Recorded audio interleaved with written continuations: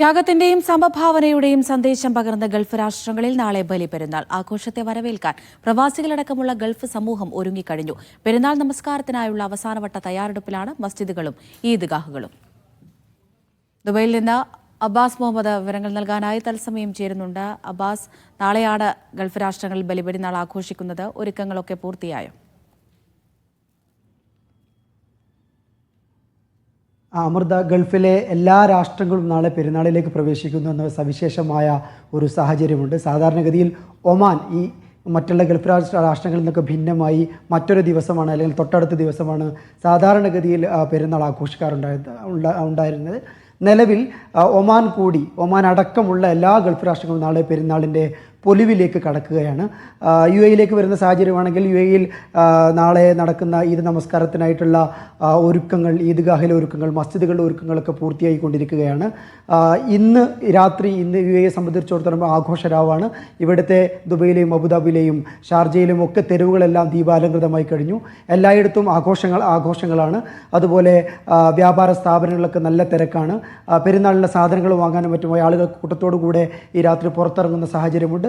ഇങ്ങനെ പെരുന്നാളിന് ഒരു നല്ല ഗംഭീരമായുള്ള വരവേൽപ്പ് കൊടുക്കാനുള്ള ശ്രമത്തിലാണ് ഇവിടുത്തെ പ്രവാസി സമൂഹം.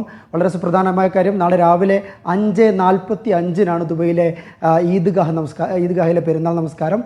അതുപോലെ 5:50 അബുദാബിയിലെ നമസ്കാരം.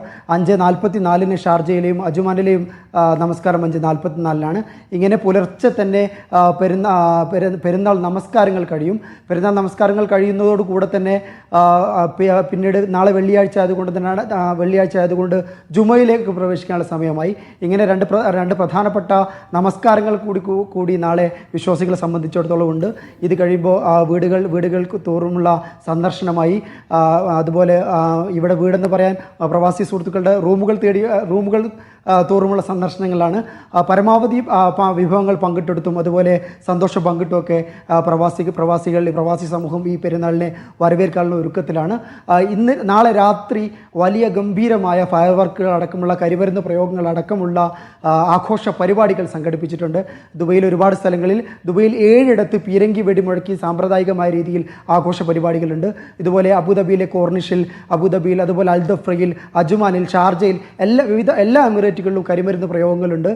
തൊഴിലാളികൾക്കായി ദുബായ് GDRF ഒരു തൊഴിലാളികൾക്ക് വേണ്ടി മാത്രം ബോളിവുഡ് താരങ്ങൾ അടങ്ങുന്ന ഒരു വലിയ സംഗീത നിശ അടക്കമുള്ള ആഘോഷ പരിപാടികൾ സംഘടിപ്പിക്കുന്നുണ്ട്. ഇങ്ങനെ എല്ലാ തലത്തിലും പെരുന്നാളിൻ്റെ ആഘോഷത്തെ വരവേൽക്കാനുള്ള എല്ലാ തയ്യാറെടുപ്പുകളും പ്രവാസികൾ തയ്യാറെടുത്ത് കഴിഞ്ഞിട്ടുണ്ട്. അമൃത.